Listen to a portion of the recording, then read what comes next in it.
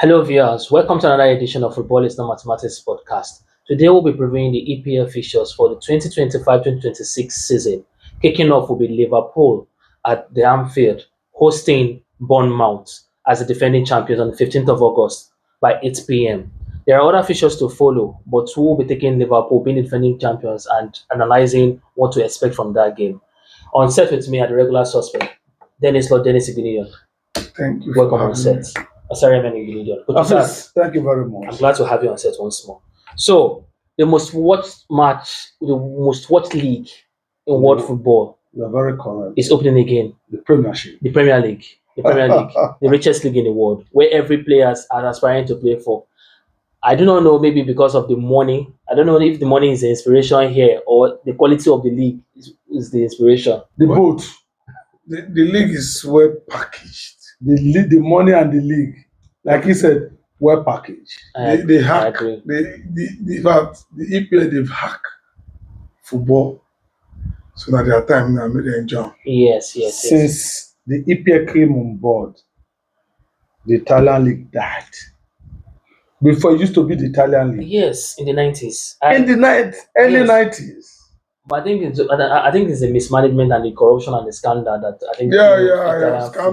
Scandal. But the EPL, like since when they started, when the Barclays Bank started sponsoring the league, I believe enough funds were injected into it. I don't want to believe it's the corruption. They were able to, like he said, they were able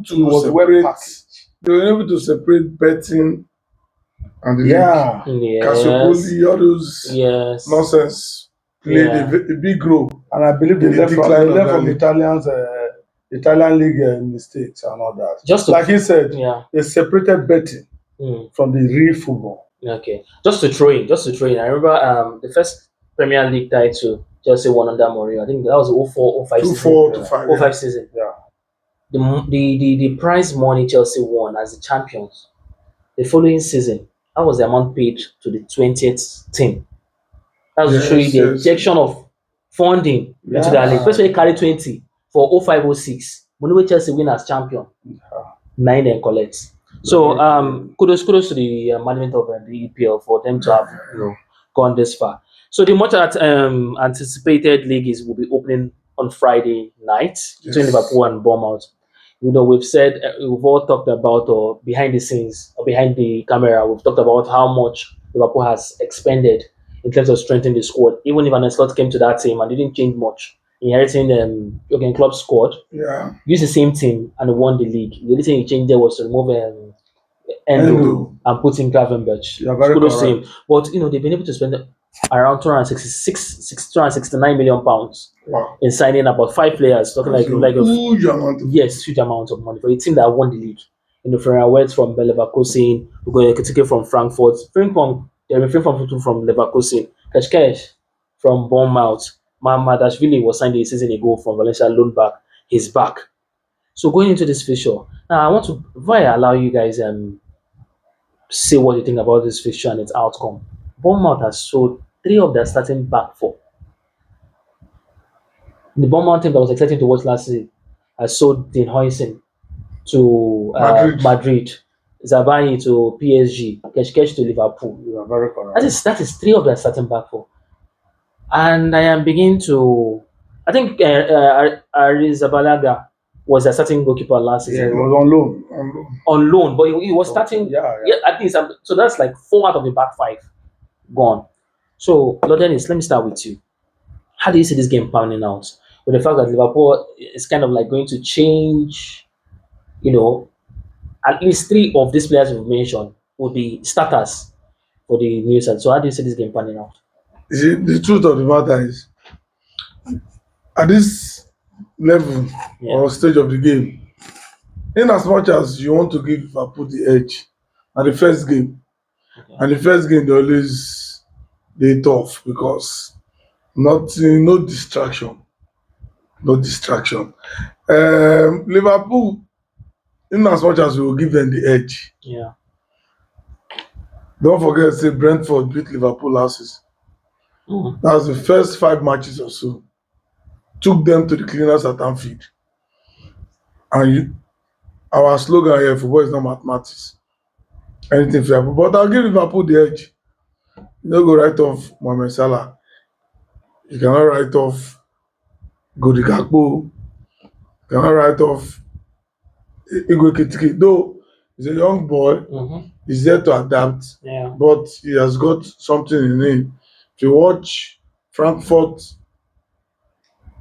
rise to Europa League semi-finals thereabouts, he played a major role in that team. Okay. So I'll give Liverpool the edge, but yet anything can happen. Okay. Coach Esas, in this same fixture, I'm looking at in Bournemouth side. We mentioned how so much has changed in terms of their playing personnel, and seeing how Liverpool has strengthened. Let me quickly read out their head-to-head count in the last 5 games. Liverpool has won 5 straight. Wow. No draw to Bournemouth, no single win in 5 fixtures. I know you are the king of predicting what do you call Underdogs. it now? Underdogs in carrying a day. Are you going to make a bold call on this one and say Bournemouth is going to carry a day again? No. Bournemouth will not carry this game. Liverpool will beat them. Like he said behind the camera, Bournemouth are not here to win the league. They are business center. Their own is to produce. I'm not calling a business center. You understand? Their own is to produce. But they're telling the same thing. Now. It's the same thing. They're starting. Okay, let us say it again. They are starting back 5. 4 don't come out. Their own is to produce I agree and with sell you. to I the agree. big 4 or with big you. 5. I agree with You understand? So that's what they are there for. They've even taken it outside England now. They sent to Madrid. Their own now. And PSG. No, their own is to remain And Madrid like the Premiership. Are you with me? Get their money after the league. You understand? So, Onslaught, the Liverpool coach, spending this huge amount of money on players. Like I said, you know, the league he won, you were seeing the image of club there. So he decided to buy his own players now. That's why he's spending big. And then we'll take him So he's spending big. So he will do everything to make sure that he retains this league.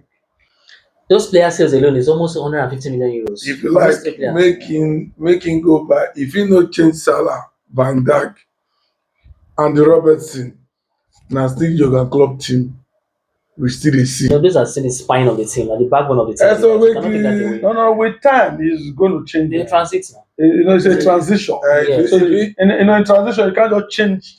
If you win the league this season, we will see the Jurgen Klopp.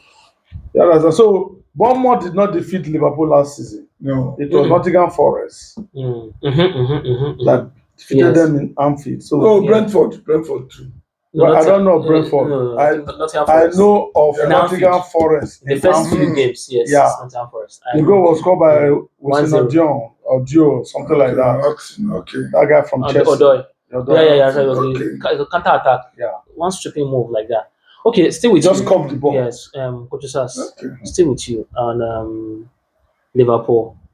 Towards the end of last season, when I say maybe in the last 7 games thereabouts, I was beginning to see the form of the Egyptian king, Mo Salah, the best player in the Premier League last season. The highest scorer in the Premier League. I was thinking that his form was staying off because it was on the way to breaking Thierry Henry's record. I think for assists. I think 20 assists in the season. I can't remember what that stat is, but I don't know whether you saw the same thing I saw last season, where his form in the last 7 games thereabouts in the Premier League. Yes, beginning to decline. Yes, beginning to decline. And what is how do you see him putting that behind him and rising to the occasion?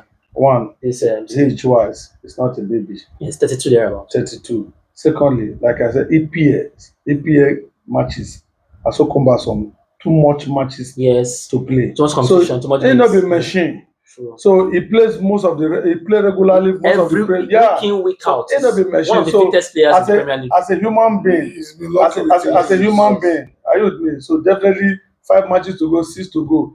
He begin decline. The coach should be grateful to God, to the God of soccer, that this is my player. Now when we don't win the league, he begin. And secondly, to have Mo Salah as a player in your team, Mo Salah does not have Mo Salah no get injury. Yes. Mo Salah is not like Didier Drogba. He's just like Eddie Hazard. Then just like Lampard. They know they get injury. Yes. So for you to get Mo Salah for your team, you will be grateful to God of soccer. Say this guy no dey get injury. Okay. All right. Moving on swiftly. Now, Dennis, with the next picture I want us to preview is between Wolverhampton Wanderers, the Portuguese second team, Or our Portuguese team B, or team the C, EPL Business Center.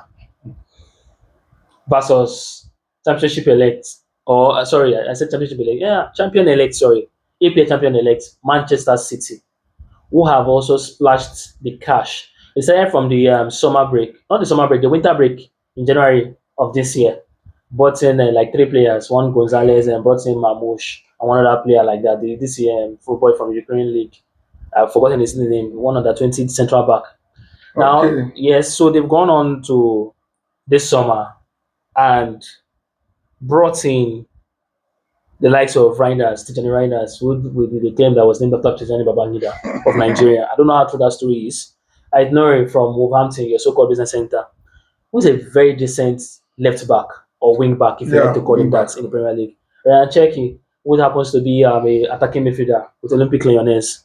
They brought a James Trafford from Burnley with a view of saying the career of Ederson is drawing to a close. He may leave. Yes, he may leave. And they've shown the door to one of the Premier League greats, Kevin De Bruyne, KDB. who is now in Napoli with Antonio Conte. Yeah. And then Kai Walker, who is now in Burnley. I think he started his career from Burnley before he went to Tottenham. So, looking at this fixture, their head-to-head count is in 5 games, 1 win to Wolves, 4 wins to Man City. Phil Foden has a knock. Kovacic is injured. Rodri had his injury setback from the Club World Cup. With the kind of deep nosedive, which was us, we all one of our editions on the podcast, we were talking about how we all did not see Man City declining. It was a very. I'm not saying the best team in the league just nosedive all of a sudden. I know they can be gradual, but the way they everybody was beating them, it was very sharp decline. So, Lord Dennis, looking at this fixture and the players Man City have signed so far, where to from here? In as much as from your start, you said Wolves 1 win to Wolves, 1-1, 4 to Man City. a total whitewash. City will be They want to rethink that word again, or that clause you just mentioned. I've been a freeze. I don't even know now. total whitewash. City will be there. Even I'm not reserved will come prove himself here. Say you sold me. He sold me. Yeah, let me give you guys what you guys would have seen from this side of the pitch. Let me give you that. It will be them. You see, I don't know. I really don't know the owners of Wolves. I really don't know their intention. Don't know their vision. Don't know. But I ever think no worse in that regard when it comes to ownership. From the confines of this studio, I know their mission. I don't know their vision. Their mission are to come sell. Any player where you just bring your 10 million, they will sell to you. They don't even follow you. I don't know the vision, but the mission is to sell. Their vision is to remain in Premiership. Yes. But you cannot be selling and you remain. I don't know the law when you follow them. The Baba went down for them. Baba don't try. No. You cannot be selling and you still remain in the Premier League. Ipswich and the likes, they didn't sell, but they fell off. But them, they sell every season. They must sell. Because they have good academy. No academy. They don't have academy. Jorge Mendes. From the cheap players from Portugal. Whether he signed what do that road when they do that for us here? From Lekki to Calabar, from Eco Atlantic to Calabar. Maybe that road, the Coastal Road. The Coastal Road, between Portugal and Wolverhampton City. Because the rate when Portuguese players enter Wolves, waiting go take Man U like 1 month to finalize the transfer. Wolves they come with the speed of light. Whoa, they don't enter Wolves. From Wolves, I don't know this the passport they use. They move, but really I don't know the vision of the owners of Wolves.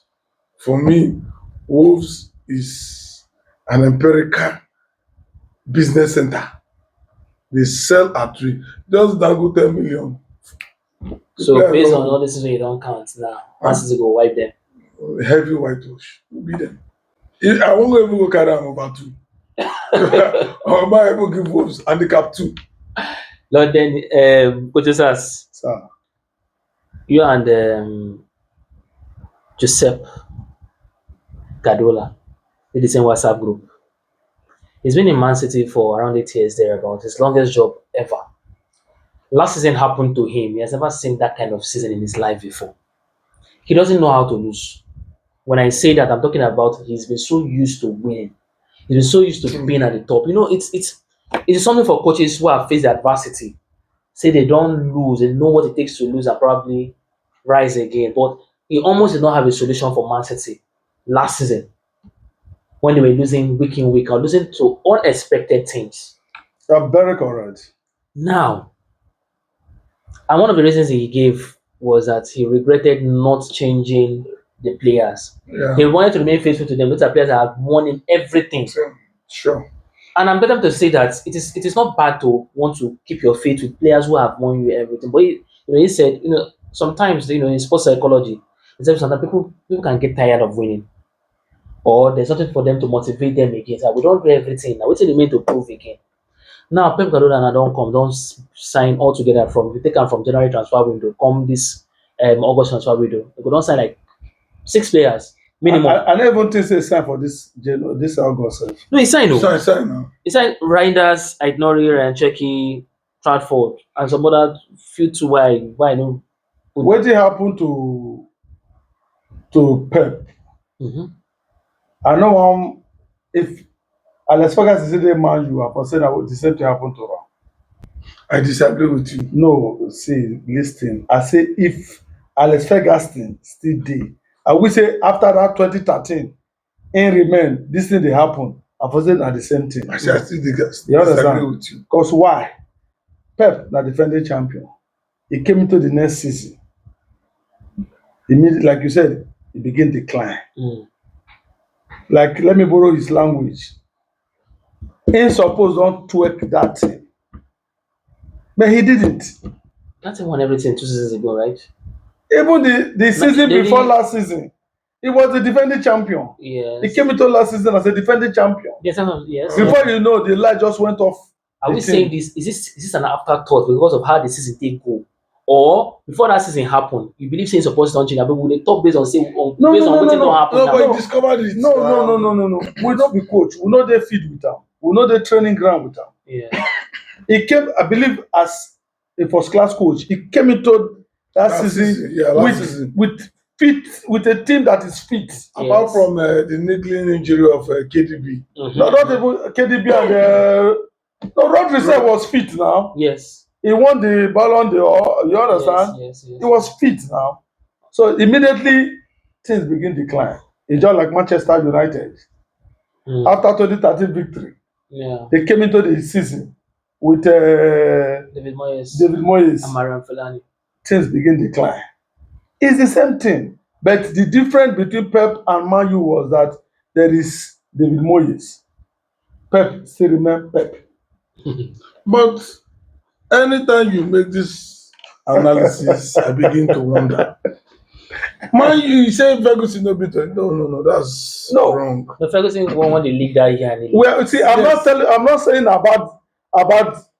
But let us. I'm just giving. You understand what I mean? I'm about to ask a dumb question now.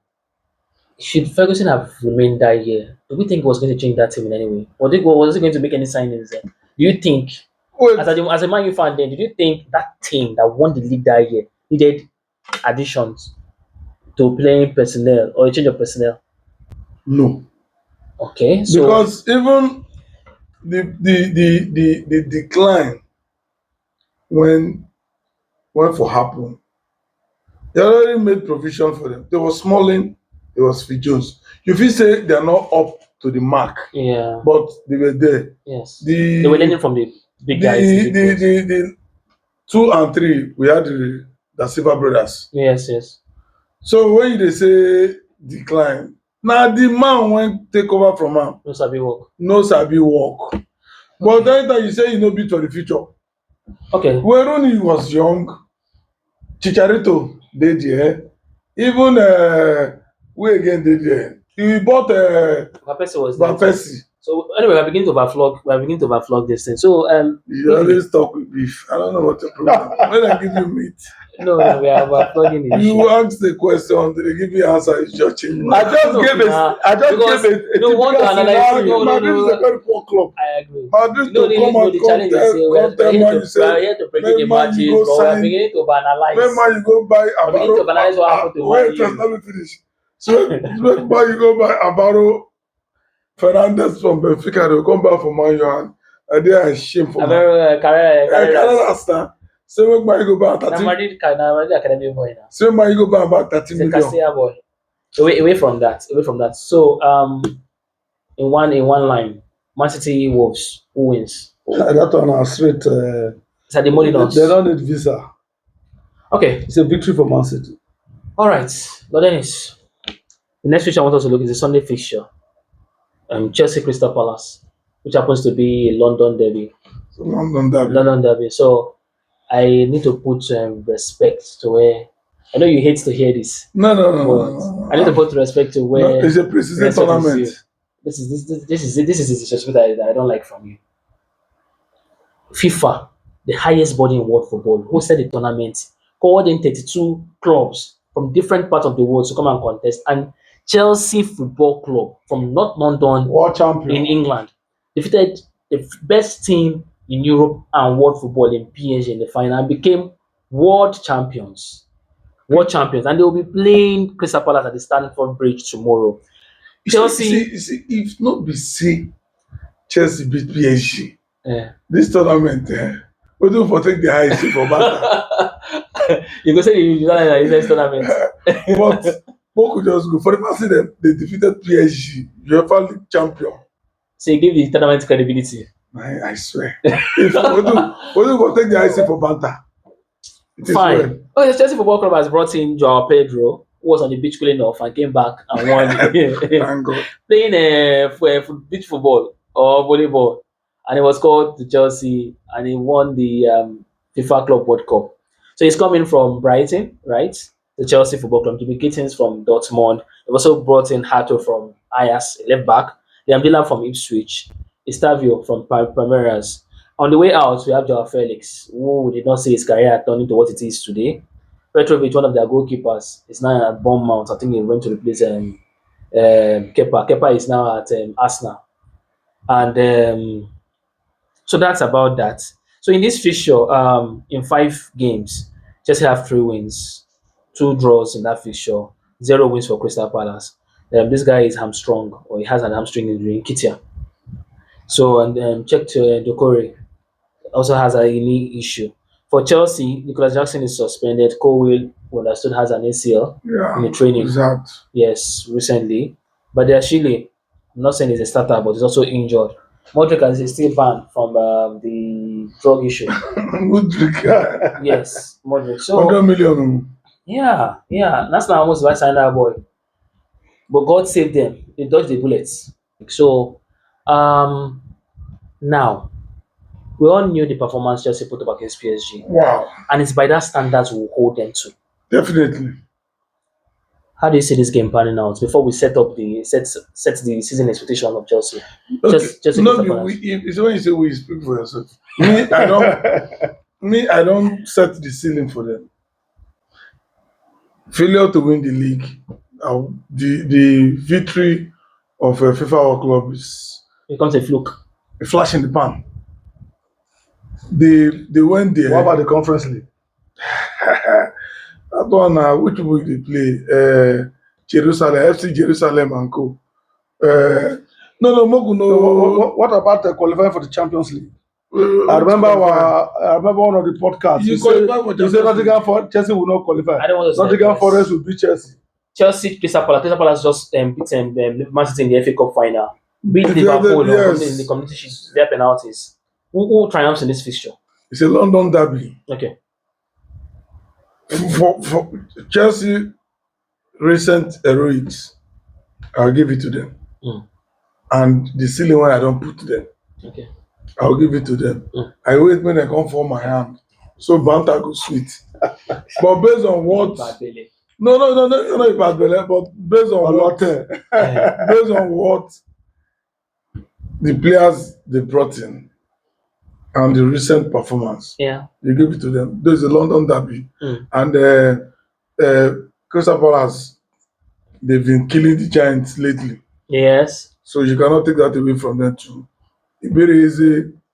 They didn't put up a scintillating performance in their community shield victory, but very easy. It was enough. We hold his own anytime, any day. Yeah. So very easy too. We're expecting a lot from him this season. They placed a price tag of 70 million on his head. Whoever wants to come must splash the cash. Mateta doing a good job. And Watson, a very good deep line playmaker. Yes. Gueye too. Yes, central back. So then Henderson. So they have a very good crop of players that can hold their own anytime, any day. So, but what I'll be looking out for in this game, I want to see the fireworks. Okay. I want to see that be spectacle that would come with this match. Yeah. But I give Chelsea the edge based on what they've done lately. Okay, fantastic take. Coach Sass, I've always said you always bleed blue. If you're going to cut your vein, to be bleeding blue. You're very correct. I know you are a staunch Chelsea fan. Very, very correct. This fixture, there are many layers I want to peel about this fixture. Start peeling them now. Chelsea happens to be the most successful side in European football. Very correct. They've won all UEFA. Very, very correct. Chelsea, including Club World Cup, please don't the first team to win the FIFA Club World Cup. No, you said the first team rejuvenated or rejigged or just whichever English word to world champion. Man, you don't win that. Liverpool don't win that. Man, you win that. They started from semi-final. It's not the same thing now. No, it's not an intercontinental cup. We started from group stage. That's 8 fixtures. That time, one season, they in second. That time, then they play on Man U, they play league. They come take private jet, carry they go play semi-final. Allow me to eulogize Chelsea properly. Chelsea is the first club to win. I want you to do that, but I don't make bite your tongue. It won't bite your tongue. Chelsea is the first club ever. Yes, Chelsea is the first club ever to win the FIFA Club World Cup. You're very, very correct. They are going to be wearing that badge on the sleeve of their shirt for the next 4 years. Even that Sunday, we are coming with all the trophy we won. Displayed. Chelsea has spent over $1 billion. Sorry, what am I saying? Over £1 billion. Yes. Signing players will get that down. So this will not surprise you. No. Signing players will get that down. They've spent everybody. Yes, now. So they're supposed to win. Yes. You two. No. We have to say it the way it is. Okay, we are rebuilding. Look, allow me to peel all these layers. So they brought politics into Chelsea. Boris Johnson, the Prime Minister of Britain, sold Chelsea. Let's not go into all of that. So what are you saying? As much as we want to stay off politics. So we decided to invest in our show. Chelsea came to the FIFA Club World Cup, dismantled PSG. Yes. That is Chelsea for you. What is the bar you are setting for Enzo Maresca? We've not gotten to the bar yet. Let me rephrase that question. What is the goal lowest expectation you have for Chelsea? What will be the minimum standard we want for Chelsea this season? For Premiership. For this year, going by what they did in the Club World Cup. For this season. Fine. This season we'll win Champions League. Short bank. I will write them down. I can guarantee you that. Yes, yeah. Go on. We will not win the Premiership. But why is that? We will not win the Premiership. You don't have the consistency to do it. No. God bless you.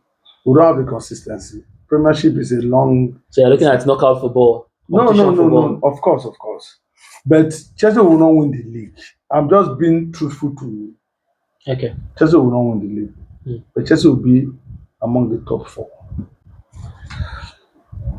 Moving on to my But next. Chelsea will do very well in Champions League. Moving on to my next question. This fixture, Chelsea Crystal Palace at the Stamford Bridge, the first game of the season. It's a draw. It's a draw. What's your It's reason a for saying that? London derby.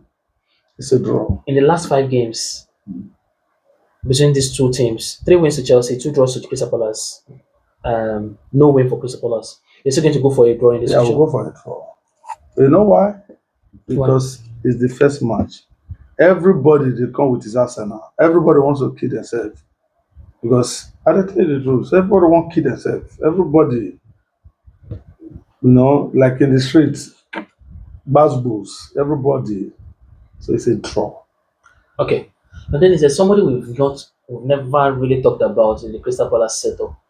Oliver Glasner, their coach. Very And good Austrian. tactician. We know really they love that guy. What he has done in the last 2 years And he or plays last 3-4-3. Yes. Very good tactician. No, what he has been no.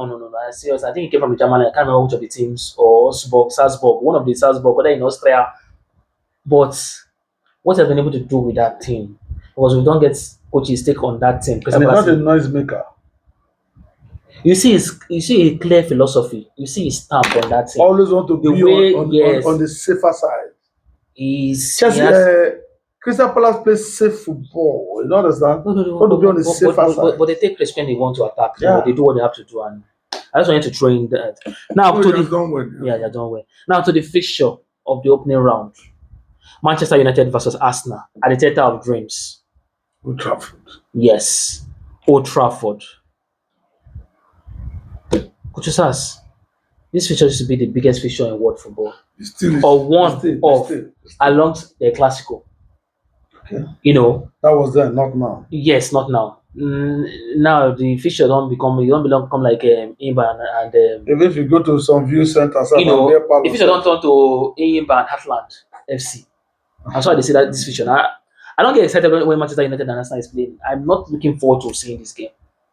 I'd rather see a Liverpool Arsenal play, a Liverpool Chelsea play, than sit down and watch. Your passion for the sport is dropping. Or you watch Chelsea Arsenal. Yes, because I'm looking at the way the quality drop off in that fixture. I'm talking about the fixture that used to come alive then because of the likes of Sir Alex Ferguson and Arsene Wenger. Your passion. We're looking at the team. We're looking the likes of Dwight York and yes. No, the caliber of players. Let's not even go to the goal.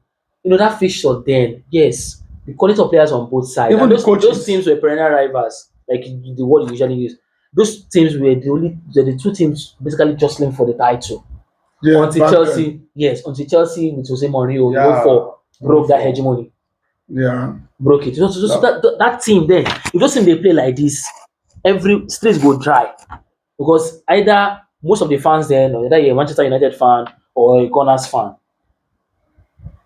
Coach Sass, this fixture has not really it has not been fireworks, so it has not been creating any spark. Okay. But with the signings Manchester United has made this season, Manchester United has changed their whole front 3. The Holy Trinity. Yes, they brought in Benjamin Sesko, the Slovenian from Salzburg, for 70 million. Pronounce that name again. Benjamin Sesko, the Slovenian from RB Leipzig in the German Bundesliga. They brought in Mbeumo from Brentford, brought in Matheus Cunha from Wolverhampton. They've loaned out Marcus Rashford. Arsenal. They didn't loan him. I said he wants to go. He's not in their plan. No. At least they've loaned him. His contract with Barcelona is loan. Now I want to also look at Arsenal.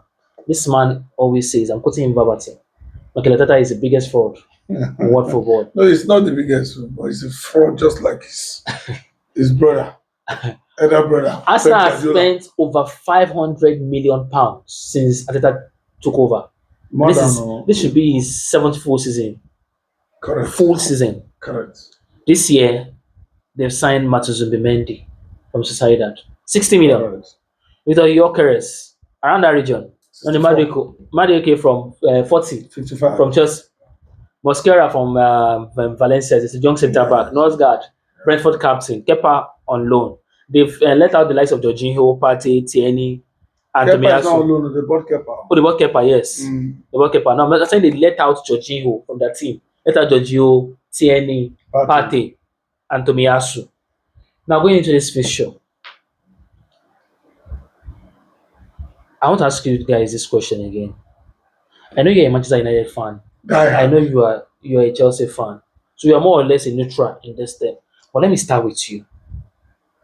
Who has more pressure to succeed this season between both coaches, Mikel Arteta and Ruben Amorim?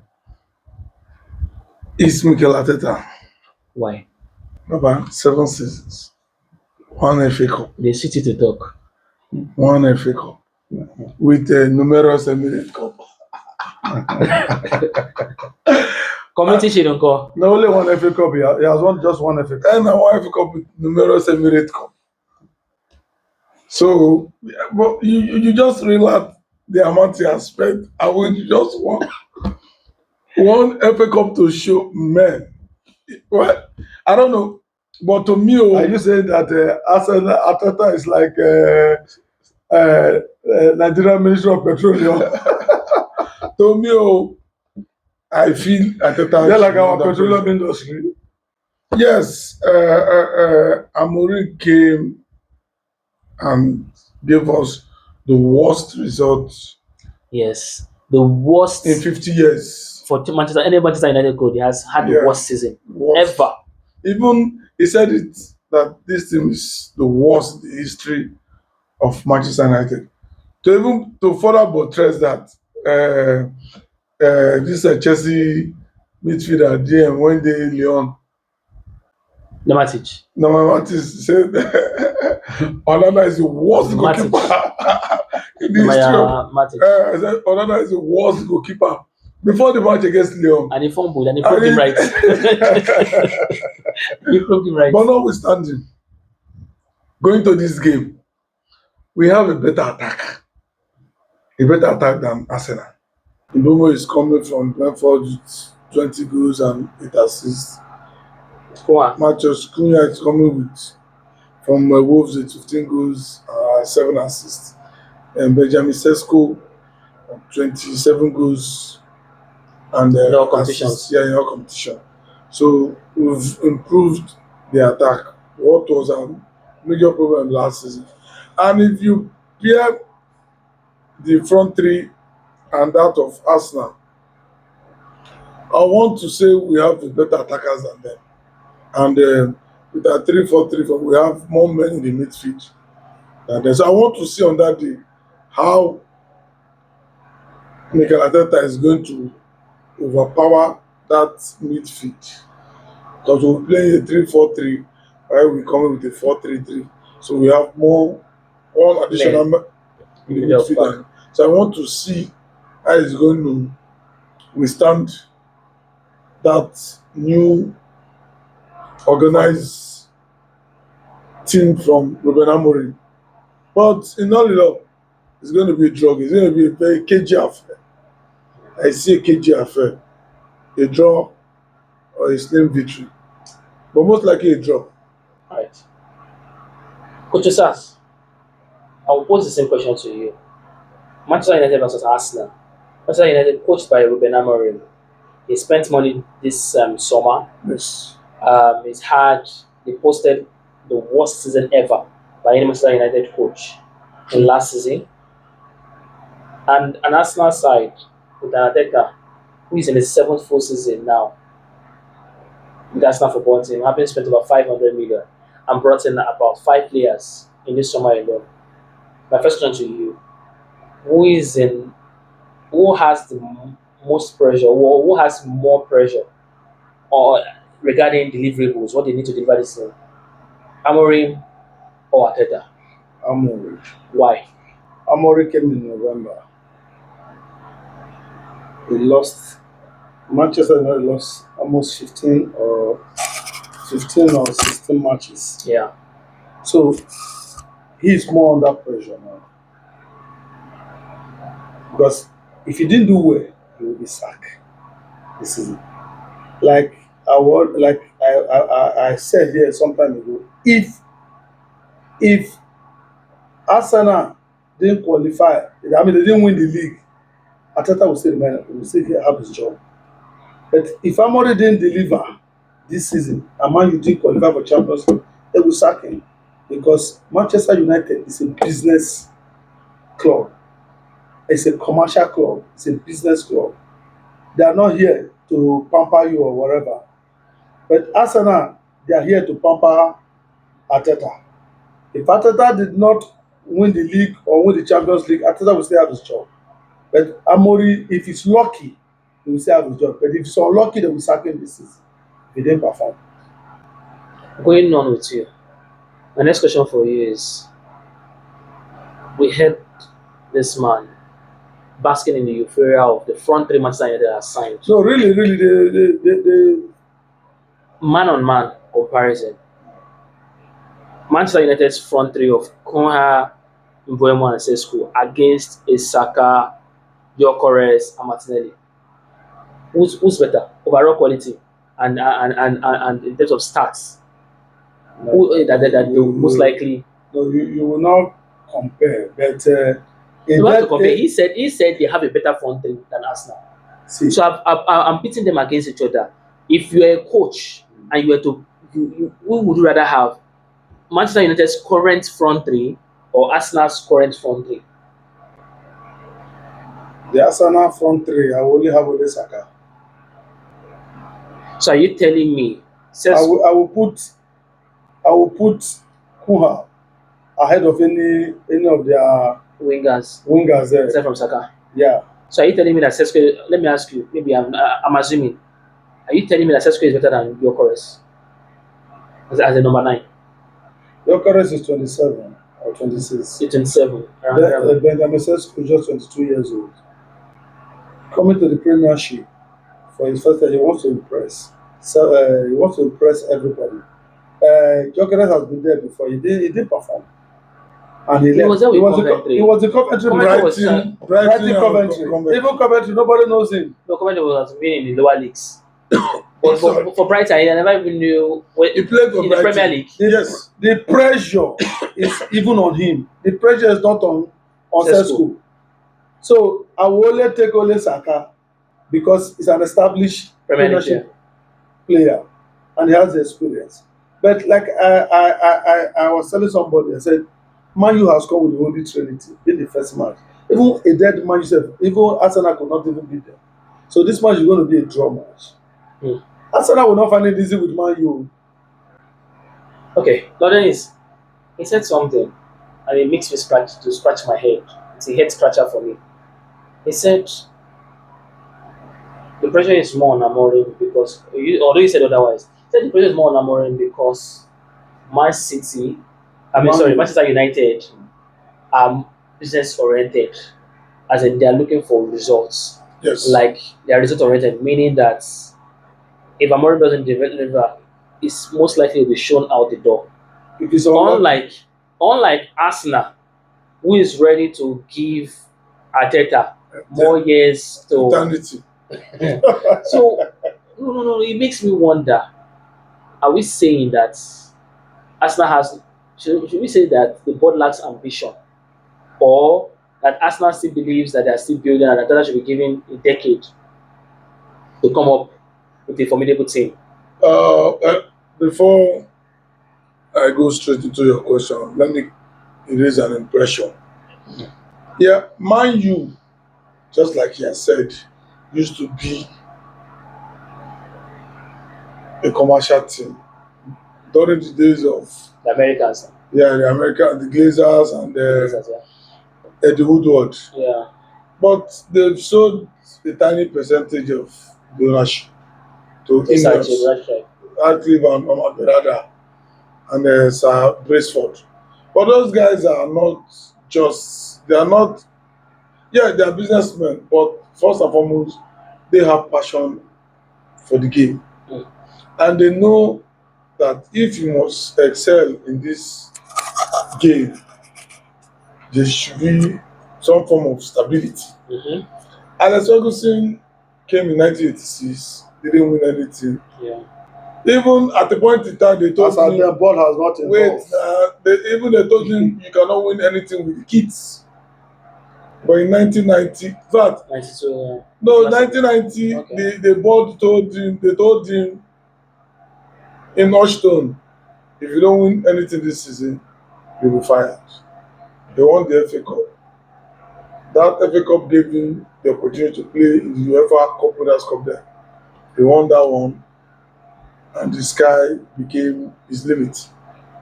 For Amorim, he wasn't supposed to take the job in November. They told him once in a lifetime opportunity, you take or you forget.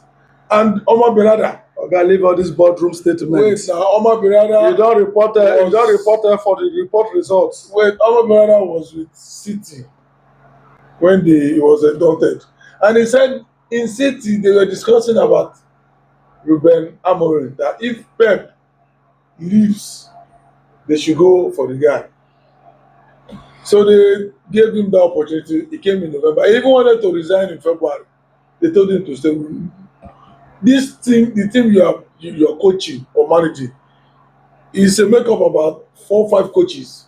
You have Banga, you have Murillo, Ole, Yeah. Tehan. Ravnik, Yeah, Ralph Rangnick. So it's a makeup of about 5 coaches. This team is not your team. So there's no pressure. But fine. Like the squad didn't perform. It didn't cover themselves in glory. So there's a little bit of pressure Yeah. to do well. But if you have to quantify the magnitude of pressure, to me, I feel there's more pressure for Arteta because this is his 7th season. Yes. This man got only won the FA Cup after he don't blow close to 700 million. I'm telling you. So for me, the pressure is more on Arteta's than Ruben Amorim. So the final take from both of you. So what do you say in that fixture? What's the outcome? I see a draw. But if there's going to be a victory rather, it will go to Manchester United. Coach Sars, what's the outcome of this fixture? One more I see a time. draw though. But if Arsenal no take time, man, you go shop. Okay. Just to wrap this up, Please wrap it up. um, I solidly am of the opinion that Mikel Arteta has the most pressure going into the season. Going by the time he has spent there, the amount of the huge bucks he has spent in bringing in players, I believe he's under more pressure to deliver. And for the possible outcome of this fixture, it is the Old Trafford. I think in recent time, Arsenal has not really gotten the better of Manchester United in this fixture. So with that, I would like to bring this segment of our podcast to an end. Lord Dennis, thank you for hanging out with us Thank you. again. Welcome. Just us. Thank you very much. And to our viewers, please, we thank you for your support, for liking us on our social media pages, for following us on our social media pages, and for subscribing to our social media pages. We're available on our YouTube channel, Footballers and Mathematics. Please follow, like, comment, and subscribe. We're also available on Facebook as Footballers and Mathematics. Please like, share, comment. And we're also available on TikTok and X. Please follow us on these our pages. Thank you once again, and it's a wrap from here.